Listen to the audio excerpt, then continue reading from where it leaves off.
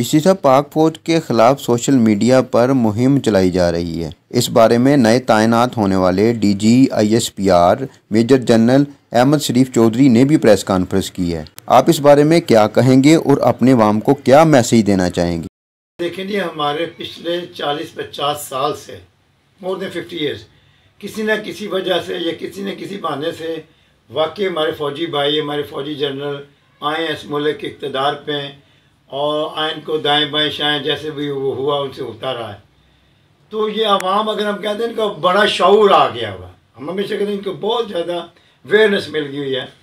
तो ये बेचारे अभी भी इसी सिलसिले में है कि वाकई फ़ौज कहीं ना कहीं गड़बड़ कर रही है, ये फ़ौज कहीं ना कहीं इन्वॉल्व है सियासत में या मुल्क के किसी सिलसिले को चलाने में।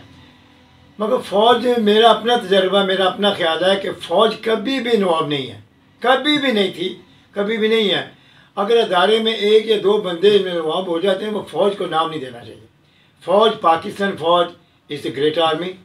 पाकिस्तानी फ़ौज इस बहुत बड़ी मुहाफ़िज़ा वतन की, और पाकिस्तानी फ़ौज ये हमारी एक सिक्योरिटी और हमारी एक दुश्मनों से और हमारे जो जितने भी हमारे बॉर्डर्स एरिया हैं उनकी हिफाजत के लिए सिर्फ फ़ौज ही है, पुलिस नहीं है, मैं नहीं हूँ और आप नहीं हैं।